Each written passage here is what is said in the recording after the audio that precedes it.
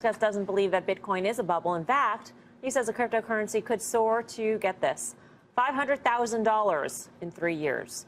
The always controversial John McAfee joins us now. John, great to speak with you. Great to speak with you. Thanks for having me on. How do you get to $500,000 in 3 years?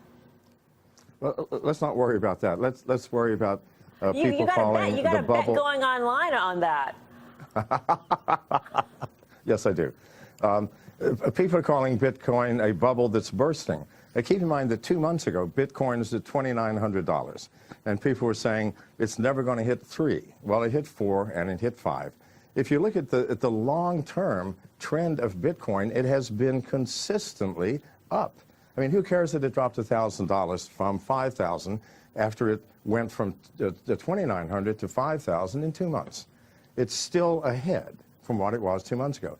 You know, my company is one of the largest miners in America, and one of the nice things about mining is it doesn't matter what the price of Bitcoin is. We still make money.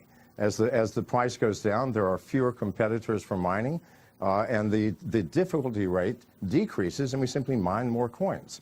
So I know as well as anybody what the price of Bitcoin is, and it is consistently increasing. I understand. You're going, oh, wow, the bubbles burst. Go ahead. You know, Jamie Dimon was very clear yesterday that he's a big fan of the blockchain technology, and most people actually who even, you know, call Bitcoin overvalued or what have you, they are believers as well in the blockchain technology. These are two separate issues. So why is that Bitcoin necessarily has to rise to these heights because you're a believer in blockchain?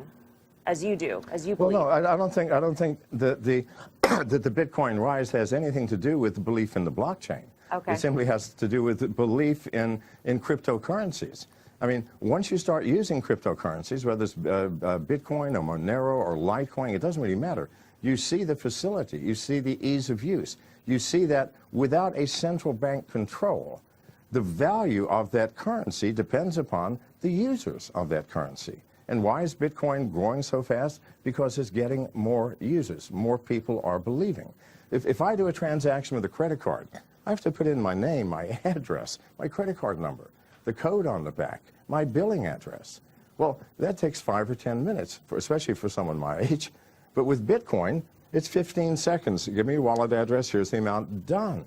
Once you see the facility of cryptocurrencies, once you see how fast they are transacted, then suddenly fiat currencies, credit cards, central banks make no sense whatsoever. Maybe it's too easy, though, John. I mean, how do you... I'm sure the government would like to track where this Bitcoin is going. They would love to tax people on this. And so if you use Bitcoin, you may not have that sort of paper trail, so to speak, as to where people are making revenues or earning money. So are you concerned that government intervention in some way could actually slow this down? Well, it can slow it down, but there will be government intervention. Why? Because as people start using more and more cryptocurrencies, things like Monero, which cannot be tracked at all, when they start using these things, suddenly governments are going to start losing income tax revenues. And they're going to panic, and they're going to say, this is against the law. But how do you stop something that cannot be stopped? I mean, this is not something unique to America where you can just shut it down. I mean, I can use the Tor browser or the Onion browser and access Bitcoin wallets all over the world, and no one will ever know. The government does not have enough enforcement personnel to ever stop Bitcoin, Monero, Litecoin, and all of the others. So they're going to have to face reality, find some other way to raise revenues. This is a fact. So, John, I got to ask you, because most people know you as a cybersecurity pioneer. They know the firm that is named after you. In between that time and now, you had a very interesting life. And actually, some reports say that, you know, it's the insane life of John McAfee, that you once lived in Belize, which is true, allegedly got caught up with drugs and other illegal activities. Bitcoin has a bad rap of being used in the underground. That's why people want to use it, because they want to conceal nefarious activity. Do you see that potential? Are you concerned about that as attracting government regulation? No, not at all. I mean, I'm still a security specialist, and I keep track of the dark web. Bitcoin is very seldom used anymore on the dark web. It has been replaced by Monero as the currency of choice, because Monero is absolutely anonymous, cannot be tracked, either the sender or receiver of any transaction. They're literally invisible.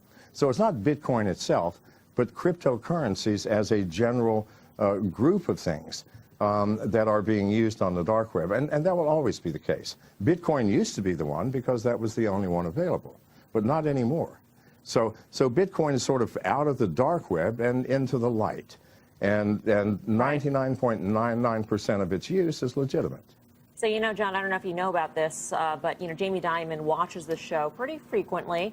He's probably listening to you right now. I mean, do you have any words for him as to why he's got it wrong? I mean, would you want to place that same bet that you made on the internet with Jamie Dimon, for instance?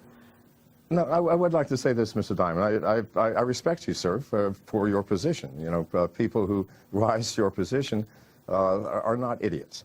However, sir, what is, you called Bitcoin a fraud. I'm a Bitcoin miner.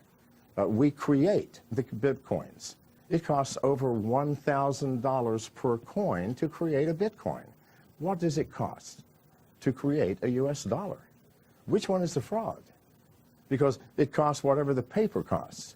But it costs me and other miners over $1,000 per coin. It's called proof of work. We have put massive amounts of computing power and electricity in creating these coins. Surely there's some value in that work that we did to create the coin. And the fact that Bitcoin is consistently growing in its use and in its value has to say something.